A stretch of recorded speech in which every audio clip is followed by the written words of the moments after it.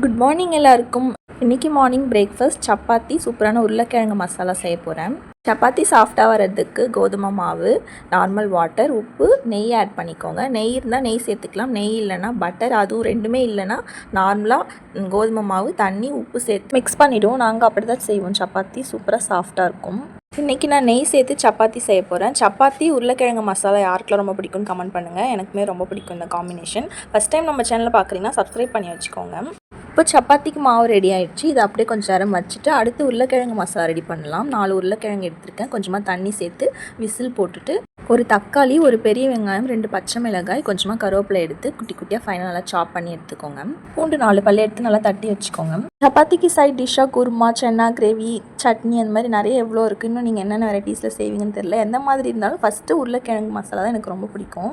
நான் கிழங்கு மசாலா இந்த மாதிரி தான் செய்வேன். நீங்கள் எப்படி செய்வீங்கன்னு கமெண்ட் பண்ணுங்கள். எண்ணெய் ஊற்றி கொஞ்சமாக கடலைப்பருப்பு, பெருஞ்சீரகம், கடுகு இது 3 பொரிஞ்சதும் கொஞ்சமாக கருவேப்பிலை, கட் பண்ணி வச்ச வெங்காயம், தக்காளி சேர்த்து நல்லா வதக்கி விடுங்க. அது கூடவே பச்சை மிளகாய், இடித்து வச்ச பூண்டு, தேவையான அளவு உப்பு, மஞ்சள் தூள், உருளைக்கிழங்கு வேக வச்ச தண்ணி சேர்த்து நல்லா கொதிக்க வச்சு எடுத்திங்கன்னா உருளைக்கிழங்கு மசாலா ரெடி ஆகிடும்.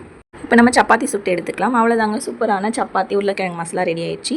வீடியோ பிடிச்சிருந்தா லைக் பண்ணுங்கள், ஷேர் பண்ணுங்கள். நம்ம சேனலை ஃபஸ்ட் டைம் பார்க்குறீங்கன்னா மறக்காமல் சப்ஸ்கிரைப் பண்ணி வச்சு பக்கத்தில் இருக்க பெல் ஐக்கானை கிளிக் பண்ணி வச்சுக்கோங்க. பாய்.